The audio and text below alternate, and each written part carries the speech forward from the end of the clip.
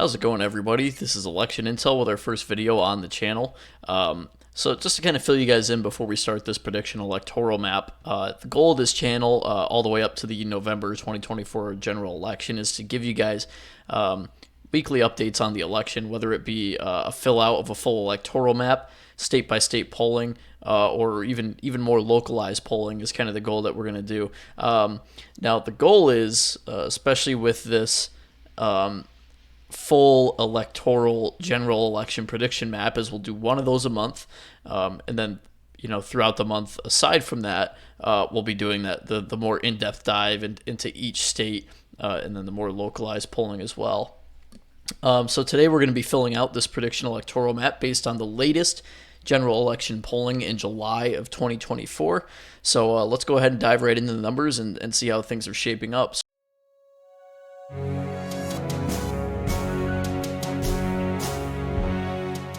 We're going to go ahead and start on the West Coast over here. So, of course, California, Oregon, and Washington are, of course, solidly Democratic.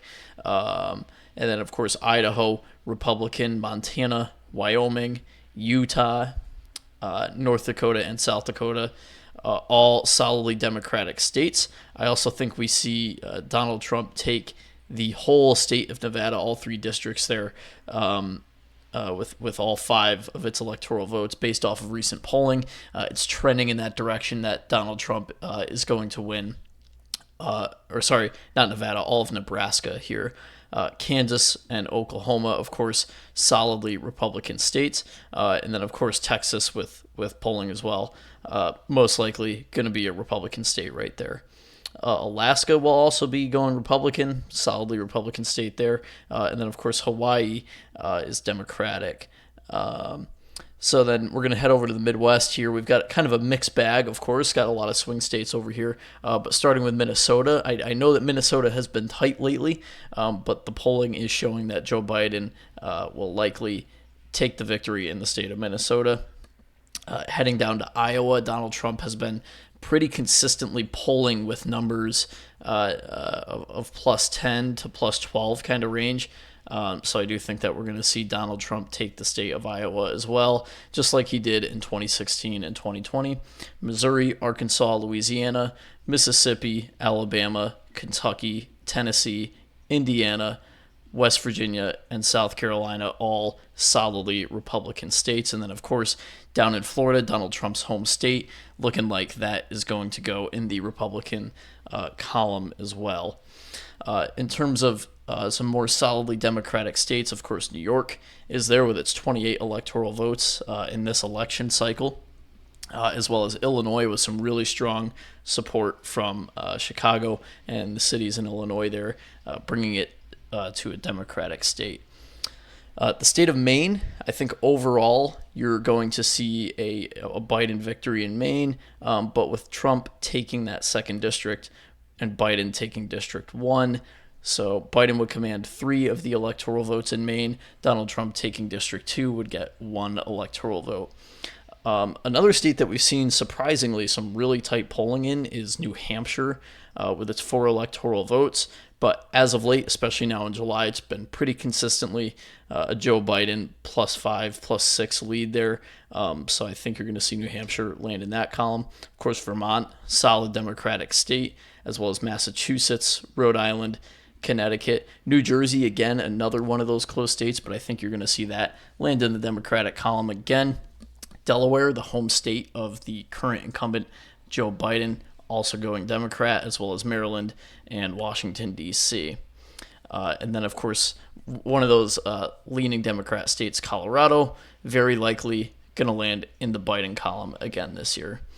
And then, of course, in the 2016 election, it was considered to be a swing state, but Ohio, after 2016 and the margin of victory that Trump had there, and then, of course, 2020, I think, again, you're going to see Ohio go in that Donald Trump column there.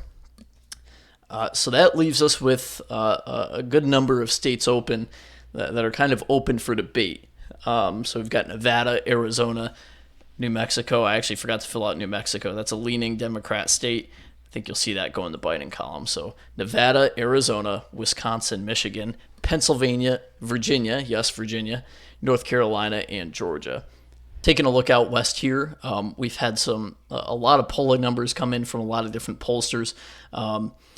And pretty consistently in the state of Nevada, we've seen Trump hold a very, very small lead. But the polling has consistently shown him out front. And based off of that, as of now in July, again, this could change come November, but I do think you see Donald Trump take the state of Nevada as well as the state of Arizona. This was one of those states in 2020 that took so long to call just because it was so close, but I do think you see Arizona, based off of recent polling, land in the Trump column yet again. Now, heading up here in our Michigan and Wisconsin, in terms of Wisconsin, I think you see polling in Iowa sort of sway voting in Wisconsin. Obviously, they share a little bit of a border here. And with the lead that Donald Trump has in Iowa, it's not a negligible lead at all. It's a double-digit lead in Iowa for Donald Trump, and I do think that that's going to translate into the state of Wisconsin. So therefore, Wisconsin and its 10 electoral votes, I think as of now, we see go towards President Trump. So right now we see 247 for the Republicans, 212 for the Democrats. Jumping over here to Michigan, polling has pretty consistently shown on the flip side in favor of Joe Biden by a very, very small margin. Again, just like Arizona, Michigan was one of those states that takes such a long time to call. Took a really long time in 2016 and again in 2020.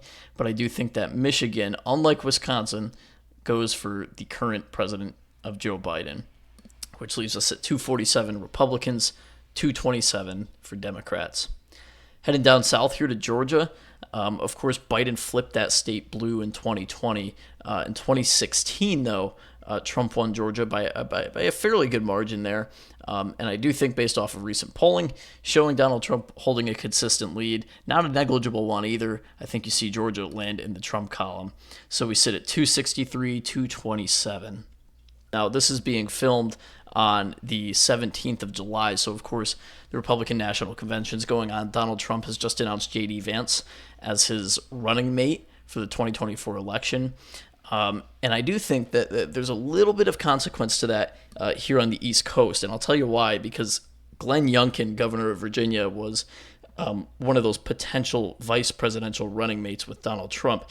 And I think if Trump had chosen Youngkin, at least for a short period of time, the short-term effect of that would have been some pretty consistent Trump leads in Virginia. But I think now with J.D. Vance solidified as that vice presidential pick, I think we'll see by a small margin Virginia land in the Biden column this election. So that leaves us with two states that this race is going to come down to. And I think it's pretty obvious where I'm going to land on North Carolina, so I'm just going to go ahead and check it off right now in the Trump column. Again, consistent polling, and then, of course, 2016 and 2020 landed in his column. And I think this year just polling is kind of showing a blowout lead in North Carolina. I don't particularly think it's going to be a super close race in North Carolina like it was in 16 and 20. I think it's really kind of opened up there. So I do think we see North Carolina go red, which gives already the Republicans a win. But coming down to Pennsylvania, obviously that's a really important state. And based off of what happens in the state of Wisconsin, let's say the Wisconsin state did go to Joe Biden, you'd be sitting at 269 for the Republicans and 250 for the Democrats. And then it would all come down to Pennsylvania. But with my prediction being Wisconsin going in the Trump column, it doesn't necessarily matter, but I still do see Pennsylvania going in Trump's column as well, leaving it at 298 Republicans, 240 Democrats. So thanks for joining us today. Again, this was all based on July of 2024 polling. This could very well change, not too far into the future. So stay tuned. We're going to be covering each swing state as we inch closer to the election. Go ahead and subscribe to this channel. Again, this was the first video. If you have any suggestions for me, please leave them in the comments. I'll take them as seriously as possible, and we'll continue to build this channel with all of you. Thanks for watching.